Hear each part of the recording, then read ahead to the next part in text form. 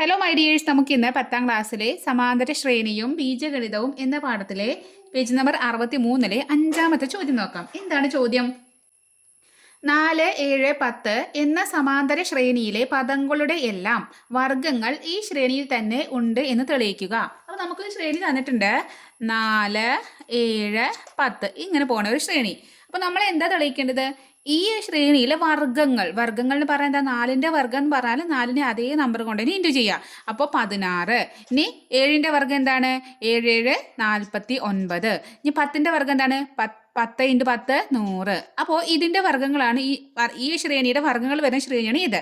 അപ്പോൾ നമുക്ക് തെളിയിക്കേണ്ടത്, അപ്പോൾ ഈ വർഗങ്ങളില്ലേ, ഈ വർഗങ്ങളെല്ലാം ഈ ശ്രേണിയിൽ വരുന്നുണ്ട്. ഇവിടെ ഇങ്ങനെ കുറേ നമ്പർ മുമ്പ് ഇവിടെ 16 വരും, പിന്നെ ഇങ്ങനെ കുറക്കുമ്പോൾ ഇവിടെ 49 വരും, 100 വരും. ഈ ശ്രേണിയിലെ വർഗങ്ങളൊക്കെ എന്താണ്? ഇത് തന്നെ വരുന്നുണ്ട് എന്നാണ് നമുക്ക് തെളിയിക്കേണ്ടത്. അപ്പോൾ നമുക്കൊരു ശ്രേണി കിട്ടിയാൽ നമുക്കൊന്നും ആലോചിക്കേണ്ട, എന്ത് ചെയ്യുക? നമുക്ക് അതിൻ്റെ ബീജഗണിത രൂപം കണ്ടുപിടിക്കാം. അപ്പോൾ ബീജഗണിത രൂപത്തിൻ്റെ ജനറൽ ഫോമുല നമുക്കറിയാം. xn = an + b ആണ്. ഇവിടെ എ എന്ന് പറഞ്ഞാൽ എയും ഡിയും സെയിം ആണ്, പൊതുവ്യത്യാസമാണ്. ഇങ്ങനെ ഇവിടെ നിന്ന് ഈ രണ്ടാമത്തെ നമ്പർ ടേമിൽ നിന്നും ഒന്നാമത്തത് മൈനസ് ചെയ്യാം. അപ്പോൾ 7 - 4 നമുക്ക് എന്ത് കിട്ടും? 3 എന്ന് കിട്ടും. ഇനി ബി കാണാം. ബി എന്ന് പറഞ്ഞാൽ നമുക്ക് എല്ലാവർക്കും അറിയാം F - D ആണ്. എഫ് എന്ന് പറഞ്ഞാൽ എന്താണ്? എഫ് എന്ന് പറഞ്ഞാൽ അവിടെ ഫസ്റ്റ് ടേമാണ്, ഒന്നാമത്തെ പദമാണ്. എത്രയാണ്? 4 ആണ്. അപ്പോൾ ഇവിടെ 4 - D നമുക്ക് കിട്ടി 3 ആണ്. അപ്പോൾ 4 - 3 എത്ര കിട്ടി? 1 എന്ന് കിട്ടി. നമ്മുടെ ഇക്വേഷൻ ഇട്ട് കൊടുക്കുമ്പോൾ xn = എക്ക് പകരം എന്താണ്? എക്ക് പകരം അവിടെ 3 എന്ന് കിട്ടിയിട്ടുണ്ട്. അപ്പോൾ 3n + b എന്ന് പറഞ്ഞാൽ 1 എന്ന് കിട്ടി. അപ്പോൾ 3n + 1. അപ്പോൾ ഇതാണ് നമ്മൾ ബീജഗണിത രൂപം ഏതിൻ്റെ? ഈ ശ്രേണിയുടെ. അപ്പോൾ ഇതിനെ നമുക്ക് എങ്ങനെ എഴുതാമെന്നറിയാം? xn = 3. ഇവിടെ നോക്ക്, 3n പറഞ്ഞാൽ ഇതൊക്കെ 3ന്റെ ഗുണിതങ്ങൾ. അപ്പോൾ എന്നിന് പകരം 1, 2, 3, 4 ഇത് ഏതെങ്കിലും നമ്പർ ഇട്ട് കൊടുക്കാൽ ഫസ്റ്റ് 3 × ഇവിടെ 1, ഇനി 1 വരുമ്പോൾ 3 വരും.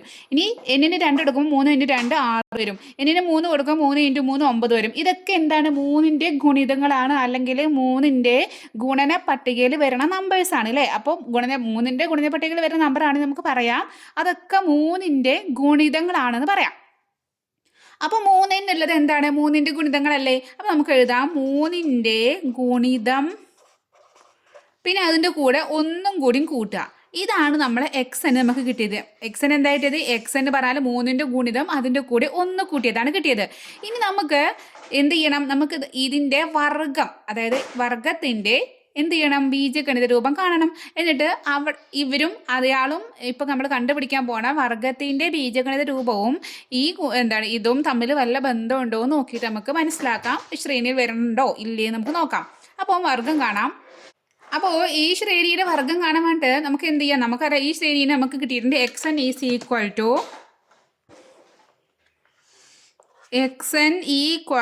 3n + 1 ആണ്. അപ്പോൾ നമുക്ക് എന്താ കണ്ടത്? ഇതിൻ്റെ വർഗ്ഗമാണ് കണ്ടത്. അപ്പോൾ ഇതിൻ്റെ വർഗ്ഗം എന്ന് പറഞ്ഞാൽ ഇതിൻ്റെയും വർഗ്ഗമായിരിക്കും, ആണല്ലോ.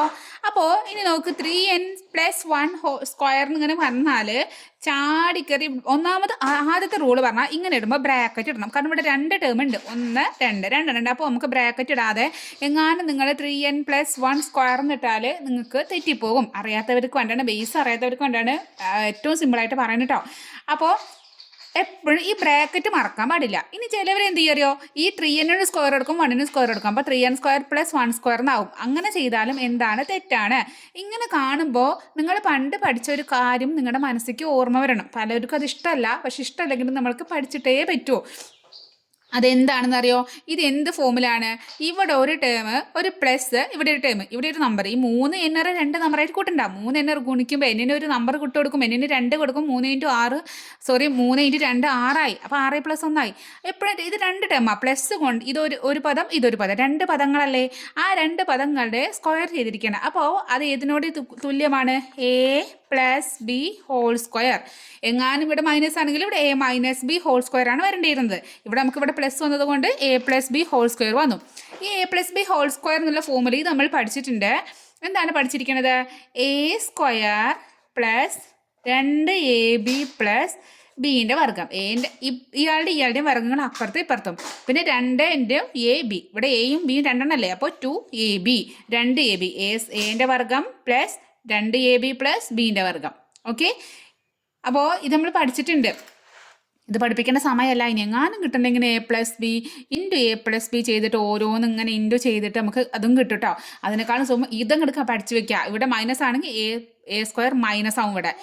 ഇവിടെ പ്ലസ് തന്നെ ആവും. ഇവിടെ നമുക്ക് A+B² കാണുന്നതുകൊണ്ട് A² + 2AB+B² നമ്മൾ എഴുതി. അപ്പോൾ ഇതേ ഫോമിലാണ് കേട്ടോ. അപ്പോൾ നമുക്ക് എക്ക് പകരം ഇവിടെ 3n ആണ്. എക്ക് ഇവിടെ 3n ആണ്.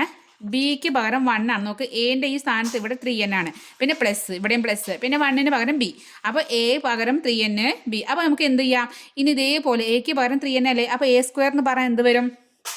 എന്താ ഇവിടെ 3n² വരും. ഓക്കെ. ഇനി ഈ പ്ലസ് അതുപോലെ ഇട്ടു, രണ്ടും അതുപോലെ ഇട്ടു. ഇനി എ എന്ന് പറഞ്ഞാൽ 3n അല്ലേ? ആ 3n വീണ്ടും എഴുതി ഇൻറ്റു ഇവിടെ 2 × A × B ആട്ടോ. ഒരുമിച്ച് എഴുതി 2AB എഴുതിയത്. ഇനി ബി എന്ന് പറഞ്ഞാൽ 1 ആണ്. ഇനി പ്ലസ് B² എന്ന് പറഞ്ഞാൽ B1 അല്ലേ? അപ്പോൾ 1ന്റെ വർഗ്ഗം. അപ്പോൾ ഇത് ഒട്ടും അറിയാത്തവർക്കാണ് ഇങ്ങനെയൊക്കെ ഇട്ടിട്ട് എഴുതുന്നൊന്നും എക്സാമിന് എഴുതേണ്ട ആവശ്യമില്ല കേട്ടോ. ഒട്ടും എന്താ പറയുക, തീരെ മനസ്സിലാവാത്തവർക്കാണ് ഇതിങ്ങനെ വന്നു. ചിലവർക്ക് പെട്ടെന്ന് പറഞ്ഞു പോയാൽ കുറച്ച് കുട്ടികളൊക്കെ എനിക്ക് അറിയണവരുണ്ടാവും, മിക്കവാറും അറിയണവരുണ്ടാവും. പക്ഷേ അറിയാത്തവർ നമ്മൾ പരിഗണിക്കേണ്ടേ. അറിയാത്തവർക്ക് ക്ലാസ് എടുത്ത് എനിക്ക് നല്ല പരിചയം ഉള്ളതുകൊണ്ടാണ് ഇത്രയും എന്താക്കി പറയണത്. അപ്പോൾ ഇനി 3n² എന്ന് പറഞ്ഞാൽ എന്താ? ഈ 3ന്റെ സ്ക്വയർ, 3ന്റെ വർഗ്ഗം. 3ന്റെ വർഗ്ഗം കാണും n-ന്റെ വർഗ്ഗം. 3n² എന്ന് പറയാൻ എങ്ങനെയാണ് അറിയോ? ഉദ്ദേശിക്കുന്നത് എന്താ അറിയോ? ഇതാ 3n × 3n ആണ്. അപ്പോൾ 3 × 3, അപ്പോൾ എന്ത് വരും? 3 9. പിന്നെ n × n ഉണ്ട്, അത് എന്താണ്? n² വന്നു. 9n² എന്ന് വന്നു. ഇനി 2 × 3 × 1. 2 × 3 പറഞ്ഞാൽ 6, 6 × 1 പറഞ്ഞാൽ 6 തന്നെയാണ്. അപ്പോൾ 6 പിന്നെ ഒരു n ഉണ്ട്, 6n കിട്ടി. പ്ലസ് 1² പറഞ്ഞാൽ 1 തന്നെ കിട്ടി. ഇനി ഇത് നമ്മൾ ബീജഗണിത രൂപമായി. പക്ഷെ ഇതിൽ ഇങ്ങനെ നോക്കുമ്പോൾ രണ്ട് പദത്തിൽ 9 3ന്റെ ഗുണിതാണ്, 6 3ന്റെ ഗുണിതാണ്. അപ്പം നമ്മൾ എന്താ ചെയ്യുക? ഇങ്ങനെ വരുമ്പോൾ ഒന്നിനല്ല, ഈ 9ൽ നിന്നും 6ൽ നിന്നും 3 നമ്മൾ പുറത്തേക്ക് എടുക്കുകയാണ്. 3 പുറത്തെടുക്കുക കേട്ടോ. അപ്പോൾ 3 നമ്മൾ പുറത്താക്കി. അപ്പോൾ ബാക്കി ഇവിടെ ഈ 9 കാണുമ്പോഴേ നിങ്ങൾക്ക് ചെയ്ത് പഠിക്കേണ്ടതാണ്.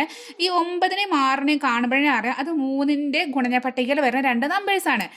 അപ്പോൾ 9ൽ നിന്നും 3 പുറത്തെടുത്തപ്പോൾ ബാക്കി ഇവിടെ എത്രയെന്ന് ഇങ്ങനെ എഴുതാം. 3നെ കൊണ്ട് ഏത് നമ്പറിനെ കൊണ്ട് ഇൻറ്റു ചെയ്യുമ്പോഴാണ് 9 കിട്ടുക? 3 9 അല്ലേ? അപ്പോൾ ഉള്ളിൽ എന്തുണ്ടായിരിക്കും? 3. പിന്നെ എന്താണ് ഈ n² ആരും പുറത്ത് n² അവിടെ തന്നെ ഉണ്ട്. എന്നിട്ട് ഇങ്ങനെ എഴുതിയിട്ട് നിങ്ങൾ ചെയ്തത് കറക്റ്റ് ആണോ ചെയ്യാൻ എന്താ ചെയ്യുക? ഈ ഉള്ളിലത്തെയും പുറത്തുനിന്ന് ഇൻറ്റു ചെയ്യുക. 3 9. ഓക്കെ. പിന്നെ n². അപ്പോൾ കറക്റ്റായി. അപ്പോൾ ചിലവർ എന്ത് ഇപ്പോൾ എങ്ങാനും ഇവിടെ 2 പുറത്തേക്ക് എടുത്തു, ഇവിടെ 3 പുറത്തെടുത്ത് ബാക്കി ഉള്ളിൽ 2 ഇറങ്ങിയപ്പോൾ 2 × 3 6 വരുള്ളൂ. അപ്പോൾ നമുക്ക് തെറ്റാന്ന് മനസ്സിലാകും. ചെയ്ത് കഴിഞ്ഞിട്ട് നിങ്ങൾ ഒന്നും കൂടി കറക്റ്റാണ് എനിക്ക് നോക്കാം. ഇനി 6n-ൽ നിന്ന് 3 നമ്മൾ പുറത്തെടുത്തു. അപ്പോൾ 6 നമുക്ക് അറിയാം എന്താണ്? 3 × 2 n എഴുതാം, 6n. അപ്പോൾ ഈ 3നെ പുറത്തോടെ ബാക്കി എന്താണ്? 2n അല്ലേ? 2n. ഇനി ഇതിനും പിന്നെ 3 ഇല്ല, അപ്പോൾ പ്ലസ് 1 തന്നെ എഴുതാം. 9n² നമുക്ക് 3 × 3n² എഴുതാം. അപ്പോൾ ആ 3നെ പുറത്തെടുത്തു. അപ്പോൾ 3n² ഉള്ളിലുണ്ട്. പിന്നെ പ്ലസ് 2n. ഇനി നോക്ക്, ഇനി നമുക്കിതിനൊന്നും പുറത്തെടുക്കാനൊന്നും ചെയ്യാനൊന്നുമില്ല. ഇതിനെ ഞാൻ എന്താക്കി എഴുതാറ്? ഇതാണ് നമുക്ക് ഈ വർഗത്തിൻ്റെ ബീജഗണിത രൂപം കിട്ടി. ഇതിന് ഞാൻ എങ്ങനെ എഴുതാറോ? ഇത് നോക്ക്, 3 × ഏതോ ഒരു നമ്പറാണ്. അപ്പോൾ ഇത് മൊത്തം ഒരു ടേം. ഈ ഇൻറ്റു വരുമ്പോഴൊക്കെ അത് ഒരു ടേമായിട്ടാണ് കൂട്ടുക. കാരണം നമുക്ക് ഇതിന് എന്നിനൊക്കെ വാല്യൂ ഇട്ട് കൊടുത്തു, നമ്മൾ എന്നിന് 1 ഇട്ട് കൊടുത്തു എന്ന് വിചാരിച്ചോ. അപ്പോൾ 3 × 1² 3 പ്ലസ് 2 × 1 3 പ്ലസ് 2 5 5 × 3 15 എന്ന് ഒറ്റയടിക്ക് അവിടെ വരും. ആ ഒരു ടേം. ഇത് ഒറ്റ ഒരാളാണ് അങ്ങനെ പരത്തി എഴുതിയെന്ന് വിചാരിച്ചിട്ട് ഈ ഇൻറ്റു ആണ്. ഇവിടെ ഇൻറ്റു ആകുമ്പോൾ ഒറ്റൊരു ടേമാണ്. അപ്പോൾ ശരിക്കും ഇതെന്താണ്? ഇത് 3നെ കൊണ്ട് ഏതോ ഒരു നമ്പറിനെ ഇൻറ്റു ചെയ്തിരിക്കുകയാണ്. ഈ ഒരു നമ്പറിനെ 3നെ കൊണ്ട് ഇൻറ്റു ചെയ്താണ്. അപ്പോൾ 3നെ ഗുണിക്കുക എന്ന് പറയുന്നത് 3ന്റെ ഗുണിതങ്ങളാണ്. അപ്പോൾ നമുക്കിത് എഴുതാം. 3ന്റെ ഗുണിതമാണ് ഫസ്റ്റ് തന്നിരിക്കുന്നത്. അതിലൂടെ പ്ലസ് 1 കൂട്ടിയതാണ്. ഇവിടെ എന്ത്? xn² എന്ന് പറഞ്ഞാൽ xn² ആണ് നമ്മൾ ചെയ്തിരിക്കുന്നത് കേട്ടോ. അവിടെ xn² ആണ്, വർഗ്ഗമാണ് കിട്ടിയിരിക്കുന്നത്. അപ്പോൾ ഇനി ഇയാളെ നോക്കാം. ഇയാളെയും ഇവിടെ കോളത്തിൽ വെച്ചാൽ xn = 3ന്റെ ഗുണിതം പ്ലസ് 1. ഇവിടെ xn-ന്റെ സ്ക്വയർ എന്ന് പറഞ്ഞാൽ വർഗ്ഗം എന്ന് പറഞ്ഞാൽ 3ന്റെ ഗുണിതം പ്ലസ് 1. രണ്ടും ഒരുപോലെ അല്ലേ? 3ന്റെ ഗുണിതം പ്ലസ് 1. ഇതാണ് ഇതിൻ്റെ ബീജഗണിത രൂപം. ഏത്? വർഗ്ഗത്തിൻ്റെ. പക്ഷേ ഇവിടെ ഇത് നോക്കുമ്പോൾ ഇവിടെയും എന്താണ്? 3ന്റെ ഗുണിതം പ്ലസ് 1. അപ്പോൾ എന്താണ്? ഇതൊക്കെ ഏത് വർഗ്ഗമാണെങ്കിലും ഒക്കെ എന്തുണ്ട്? ഈ ഒരു ശ്രേണിയിലെ നമ്പറാണ്. നമുക്ക് മനസ്സിലായല്ലോ? യെസ്. അപ്പോൾ നമുക്ക് എഴുതാം സമാന്തര ശ്രേണിയിലെ പദങ്ങളുടെ വർഗ്ഗങ്ങൾ ഈ ശ്രേണിയിൽ തന്നെ വരുമെന്ന് നമുക്ക് തെളിയിച്ചു കഴിഞ്ഞു. മനസ്സിലായി എന്ന് വിചാരിക്കണു. ഇനി ഇതിൽ ആറാമത്തെ ചോദ്യത്തേക്ക് പോവാം. ഇനി ആറാമത്തെ ചോദ്യം 5, 8, 11 എന്ന സമാന്തര ശ്രേണിയിൽ പൂർണ്ണവർഗ്ഗങ്ങളൊന്നും ഇല്ല എന്ന് തെളിയിക്കുക. അപ്പൊ ശ്രേണി തന്നിട്ടുണ്ട് 5, 8, 11 ആണ് നമ്മുടെ ശ്രേണിയുള്ളത്. പൂർണ്ണവർഗ്ഗങ്ങൾ എന്ന് പറഞ്ഞാൽ ഇംഗ്ലീഷിൽ പെർഫെക്റ്റ് സ്ക്വയർ എന്ന് പറയും. പൂർണ്ണവർഗ്ഗങ്ങൾ എന്ന് പറഞ്ഞാൽ ഇപ്പോൾ 1 × 1 1, 2 × 2 4, 3 × 3 9, 4 × 4 16, 5 × 5 25. ഇതുകളൊക്കെ എന്താണ്? ഇങ്ങനെ ഒരേ നമ്പറിനെ 2 തവണ ഗുണിക്കുമ്പോൾ കിട്ടണ ഈ നമ്പേഴ്സ് നമുക്ക് പറയും ഇതാണ് പൂർണ്ണവർഗ്ഗങ്ങൾ. അപ്പോൾ 10 × 10 100, 7 × 7 49, 8 × 8 64 ഒക്കെ എന്താണ്? പൂർണ്ണവർഗ്ഗങ്ങളാണ്. അപ്പോൾ നമ്മൾ എന്താ തെളിയിക്കേണ്ടത്? ഈ ഒരു ശ്രേണിയിൽ ഒരു പൂർണ്ണവർഗ്ഗം വരുന്നില്ല. അതായത് 4, 9, 16, 25, 36, 49 അങ്ങനത്തെ ഒരു നമ്പറും ഈ ഒരു ശ്രേണിയിൽ വരുന്നില്ല എന്നാണ് നമ്മൾ തെളിയിക്കേണ്ടത്. അപ്പോൾ ആദ്യം നമ്മൾ എന്താ ചെയ്യുക? നമുക്കതിൻ്റെ ബീജഗണിത രൂപം കണ്ടുപിടിക്കാം. ബീജഗണിതം xn = an + b ആണ് നമ്മുടെ ജനറൽ ആയിട്ടുള്ളത് അല്ലേ ഫോർമുല. ഇനി നമുക്ക് എന്ത് ചെയ്യാം? a = d ആണ്, കോമൺ ഡിഫറൻസ് ആണ്, പൊതു വ്യത്യാസമാണ്. 8ൽ നിന്നും 5 കുറയ്ക്കുക. 8 - 5 നമുക്ക് എന്ത് കിട്ടും? 3 എന്ന് കിട്ടും. അടുത്തത് ബി എന്ന് പറഞ്ഞാൽ f - d ആണ്. f എന്ന് പറഞ്ഞാൽ ഫസ്റ്റ് ടേം ആദ്യ പദം 5 ആണ്, മൈനസ് പൊതു വ്യത്യാസം d കുറച്ചു 3, 5 - 3 പറഞ്ഞാൽ 2 കിട്ടി. അപ്പോൾ നമുക്ക് 2 കിട്ടി. ഇനി നമുക്ക് നമ്മുടെ ഇതിൽ കൊടുക്കാം xn = എക്ക് പകരം 3 കിട്ടി. അപ്പോൾ 3n + bക്ക് പകരം 2 എന്ന് കിട്ടി.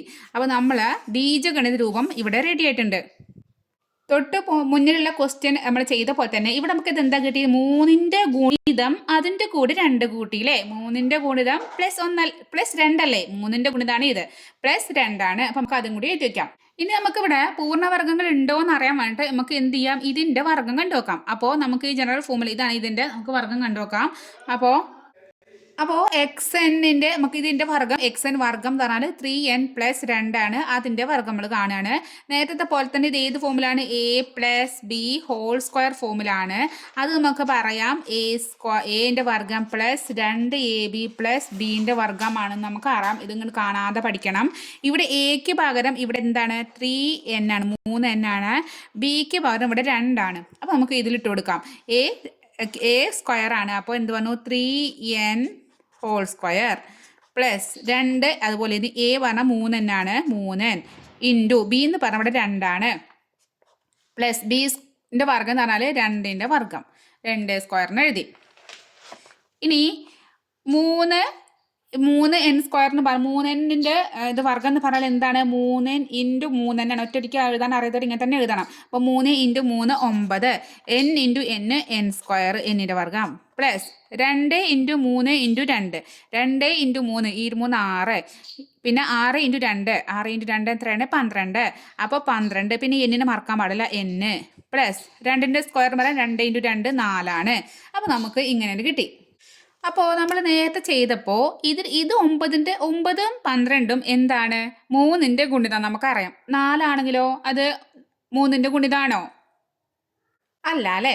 അപ്പോൾ നമുക്ക് നോക്കാം. നമുക്ക് ഈ 9ൽ നിന്നും 12ൽ നിന്നും 3, അത് 2 3ന്റെ ഗുണിതങ്ങളാണല്ലോ. അപ്പോൾ നമുക്ക് 3 പുറത്തെടുക്കാമല്ലോ. അപ്പോൾ 3 പുറത്തെടുത്തു. 9ൽ നിന്നും 3 പോവുക. നമുക്കറിയാം 3 × 3 n² ആണ്. 3 ഇതാണ്, ഇതിനെ നമുക്ക് പിരിച്ചെഴുതിയാൽ ഇത് 3 നമ്മൾ പുറത്തേക്ക് എടുത്തു. അപ്പോൾ ബാക്കി ഇവിടെ 3n² അല്ലേ? അപ്പോൾ 3n² അല്ലെങ്കിൽ 3n വർഗ്ഗം കേട്ടോ, എന്നിൻ്റെ വർഗ്ഗം.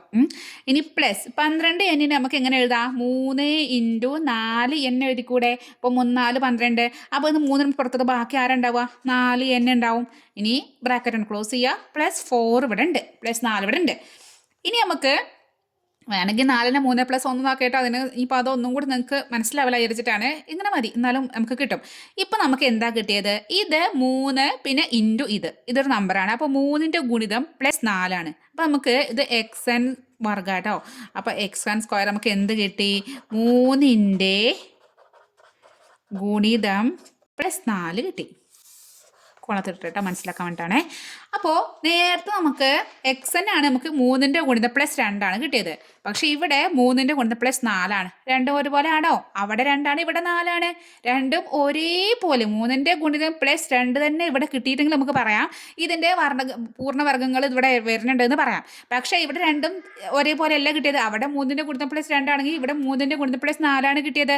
അപ്പോൾ നമുക്ക് പറയാം എന്താണ് ഇവിടെ പൂർണ്ണവർഗങ്ങളൊന്നും ഈ ശ്രേണിയിൽ വരുന്നില്ല. മനസ്സിലായോ? ഇവിടെ 4ഉം അവിടെ 2ഉം ബാക്കിയൊക്കെ സെയിം ആണ്. ഇവിടെ 4ന് പകരം 2ആണ് കിട്ടിയിരുന്നെങ്കിൽ നമുക്ക് പറയാം അവിടെ വരുന്നുണ്ടെന്നാണ് പറയായിരുന്നു.